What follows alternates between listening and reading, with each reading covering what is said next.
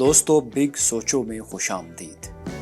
United kingdom جسے ہم عرف عام میں یو کے بھی کہتے ہیں، اس وقت دنیا کی چھٹی مضبوط ترین اکانومی ہے۔ ایک دور میں یونائٹڈ کنگڈم دنیا کی سپر پاور بھی تھا، خاص طور پر اس کی نیوی یعنی بحری فوج۔ پاکستانی کمیونٹی کی بھی ایک بڑی تعداد یو کے میں رہتی ہے۔ اس وقت 14 لاکھ یعنی 1.4 ملین پاکستانی یو کے میں رہ رہے ہیں۔ یہ 14 لاکھ وہ لوگ ہیں جن کے پاس برطانوی شہریت یا پاسپورٹ موجود ہے، یعنی ڈیول نیشنلٹی والے پاکستانی۔ لیکن ان کے علاوہ بھی لاکھوں پاکستانی تعلیم یا روزگار کے سلسلے میں برطانیہ میں رہتے ہیں، لیکن برطانیہ کے بارے میں کچھ غلط فہمیاں بھی پائی جاتی ہیں۔ اکثر لوگوں کے خیال میں انگلستان، برطانیہ، انگلینڈ اور یو کے ایک ہی چیز کے مختلف نام ہیں۔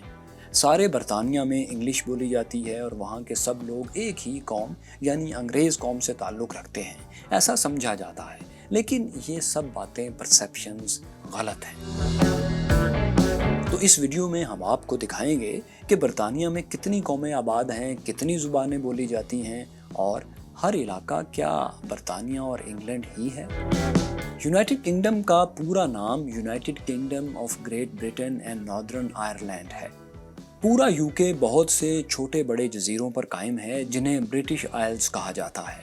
برٹش آئلز پر 4 مختلف قومیں انگریز، ویلش، اسکاٹش اور آئرش آباد ہیں۔ یہ چاروں قومیں یونائٹڈ کنگڈم یعنی یو کے الگ الگ حصوں میں رہتی ہیں اور ہر حصہ خود مختار آٹونومس ہے۔ پہلا حصہ انگلینڈ ہے جو کہ یو کے کا مرکزی حصہ ہے اور یہیں ان کا دارالحکومت لندن بھی واقع ہے۔ اس حصے کے ساتھ ویلز اور اسکاٹ لینڈ ملے ہوئے ہیں، جبکہ ایک چھوٹی سی سمندری پٹی کو کراس کر کے شمالی آئرلینڈ شروع ہو جاتا ہے۔ آج سے 100 برس پہلے تک پورا آئرلینڈ یو کے کا حصہ تھا، لیکن 1922 میں اینگلو آئرش ٹریٹی کے تحت آئرلینڈ کو آزاد کر دیا گیا، لیکن شمالی آئرلینڈ یو کے ہی کے قبضے میں رہا۔ تو اب انگلینڈ، ویلز، اسکاٹ لینڈ اور شمالی آئرلینڈ کو ملا کر بنتا ہے یو کے یعنی یونائٹڈ کنگڈم۔ اب آپ ان چاروں علاقوں کو برطانیہ کے صوبے بھی کہہ سکتے ہیں، لیکن اصل میں یہ صوبے نہیں بلکہ 4 خود مختار ملک ہیں۔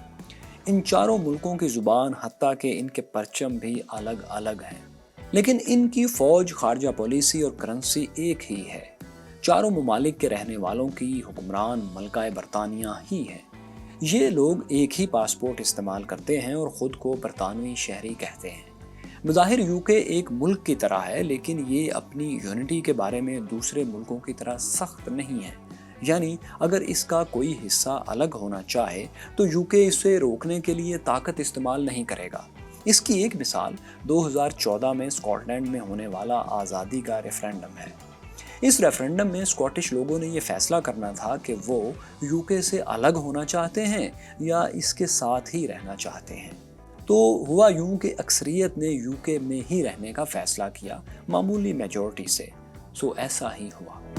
تو اب ہم آپ کو یو کے چاروں الگ الگ ملکوں کا جائزہ دکھاتے ہیں۔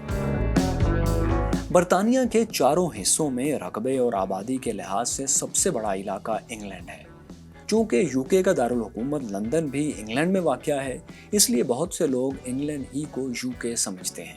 یہ بالکل غلط ہے۔ انگلستان، برطانیہ اور انگلینڈ یہ تینوں ایک ہی علاقے کے نام ہیں جو کہ یو کے کا حصہ ہے۔ انگلینڈ کی تاریخ ہزاروں سال پرانی ہے۔ انگلینڈ پر 43 عیسوی سے 410 عیسوی تک تقریباً 370 برس تک رومن امپائر کی حکومت رہی اور روم سے آزاد ہونے کے بعد انگلینڈ مختلف علاقوں کے زیر اثر رہا۔ یہاں یورپ کے سیکسن قبائلز نے بھی حکومت کی۔ اس کے بعد 11ویں صدی میں وائکنگز نے یہاں بادشاہت قائم کی، جو آج تک تسلسل سے قائم ہے اور اس میں 1-2 بار صرف معمولی سا وقفہ ہی آیا ہے۔ اس وقت انگلینڈ ایک بالکل آزاد ملک ہے، یعنی اس کا اپنا ایک پرچم ہے، الگ پرچم ہے، اس کی زبان انگلش ہے، سرکاری زبان۔ اس کی کل آبادی 5 کروڑ 10 لاکھ ہے، جو کہ برطانیہ کی کل آبادی کا 84% بنتی ہے، 84%۔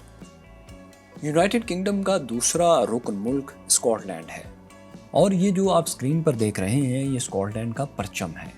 ایڈنبرا اسکاٹ لینڈ کا دارالحکومت ہے۔ یہ شہر یورپ کے بڑے تجارتی مراکز میں سے ایک ہے۔ स्कॉटलैंड की ऑफिशियल लैंग्वेज तो इंग्लिश ही है, लेकिन इलाकाई ज़ुबान स्कॉटिश या स्कॉट है।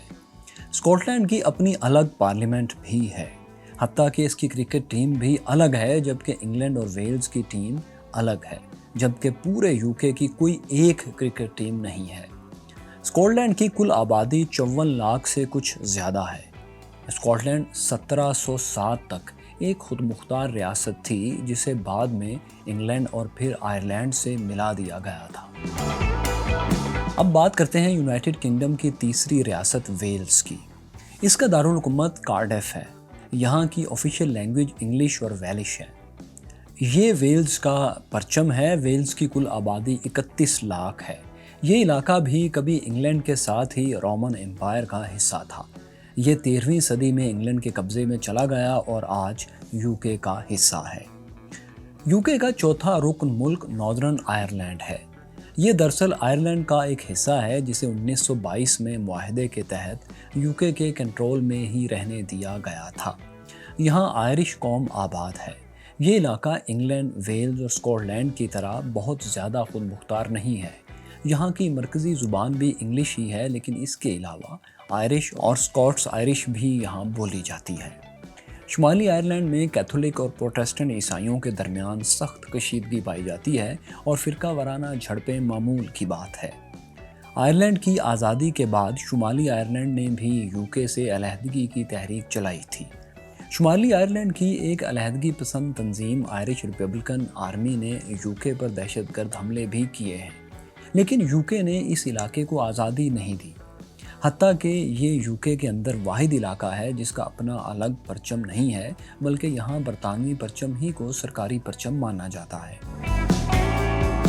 तो माय क्यूरियस फेलोज, इन चारों रियासतों को यूनाइटेड किंगडम कहा जाता है। अब आपको यूके के सही माने का पता तो चल गया होगा, लेकिन जाहिर है एक सवाल अब भी आपके जहन में घूम रहा होगा कि ठीक है, इन चारों ममालिक यानी इंग्लैंड, स्कॉटलैंड, वेल्स और नॉर्दर्न आयरलैंड को यूनाइटेड किंगडम कहा जाता है, तो फिर ग्रेट ब्रिटेन किसे कहते हैं? क्या वो भी इसी का मुतबादिल नाम है? तो जनाब, इसका जवाब भी बहुत सादा है। ये देखिए स्क्रीन पर आपको जो नक्शा मैप नज़र आ रहा है, इसमें रेड सर्कल में मौजूद इलाका ग्रेट ब्रिटेन कहलाता है। इसमें इंग्लैंड, स्कॉटलैंड एंड वेल्स शामिल हैं, यानी इन तीनों रियासतों को मिलाकर ग्रेट ब्रिटेन कहा जाता है। ग्रेट ब्रिटेन दरअसल जियोग्राफिकल टर्म के तौर पर इस्तेमाल होता है। ब्रिटिश जज़ायर में ग्रेट ब्रिटेन सबसे बड़ा जज़ीरा है। ब्रिटिश जज़ायर में दूसरा बड़ा जज़ीरा आयरलैंड है।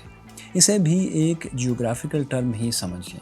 इस जज़ीरे का सिर्फ शुमाली हिस्सा ही यूके के कंट्रोल में है। अब आपको यूके का तो पता चल गया और ग्रेट ब्रिटेन किन ममालिक को कहते हैं ये भी इल्म हो गया, लेकिन एक सवाल तो अब भी आपके जहन में ज़रूर होगा।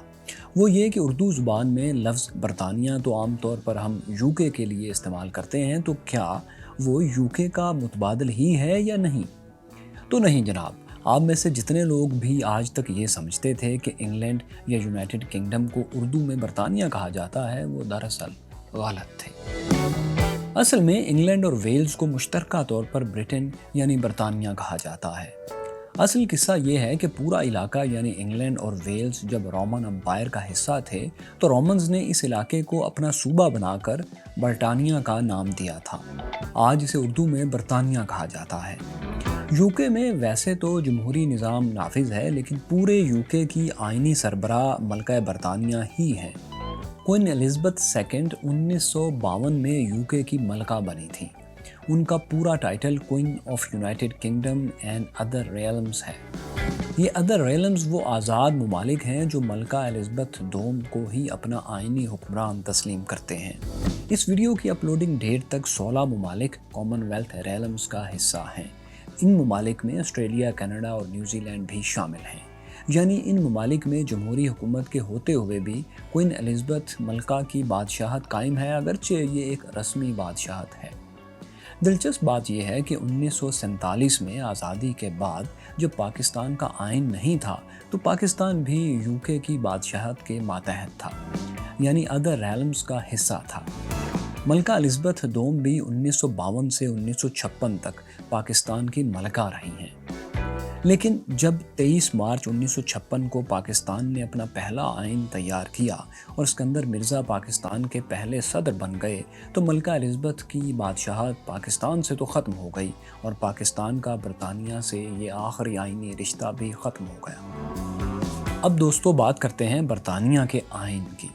یونائٹڈ کنگڈم ان چند ممالک کی فہرست میں شامل ہے جن کا زیادہ تر آئین لکھا ہوا نہیں بلکہ زبانی روایات کی بنیاد پر قائم ہے۔ برطانوی آئین کی ابتدا 13ویں صدی کے شروع میں میگنا کارٹا سے ہوئی تھی۔ میگنا کارٹا یوکے کی تاریخ کا ایک بہت اہم قانونی مسودہ ہے۔ ہوا یوں کہ 1215 میں برطانوی عوام نے اپنے بادشاہ کے ظلم و ستم سے تنگ آ کر بغاوت کر دی اور اس وقت کے بادشاہ جان کو معاہدہ کرنے پر مجبور کر دیا کہ وہ یہ بات مانیں کہ وہ قانون سے بالاتر نہیں۔ کنگ جان نے وقت اور حالات سے مجبور ہو کر 1215 میں میگنا کارٹا معاہدے پر دستخط کر دیے۔ میگنا کارٹا کی 63 شقوں میں سے آج برطانیہ یعنی انگلینڈ اینڈ ویلز میں صرف 3 قوانین یعنی شق نمبر 1، 9 اور 29 رائج ہیں۔ شق نمبر 1 کے تحت چرچ کو مکمل آزادی دی گئی ہے۔ شق نمبر 9 لندن کی تاریخی آزادی بحال رکھتی ہے، جبکہ شق نمبر 29 ہر شہری کو انصاف اور منصفانہ عدالتی کارروائی کا حقدار تسلیم کرتی ہے۔ تو دوستو، یونائٹڈ کنگڈم کے بارے میں یہ دلچسپ معلوماتی ویڈیو آپ نے دیکھی۔ کیا آپ بھی پہلے انگلینڈ کو ہی یوکے سمجھتے تھے اور ان سب ٹرمز کو گڑبڑ کرتے تھے؟ ہمیں کمنٹس میں ضرور بتائیے، ہم آپ کے کمنٹس پڑھتے ہیں۔ شکریہ۔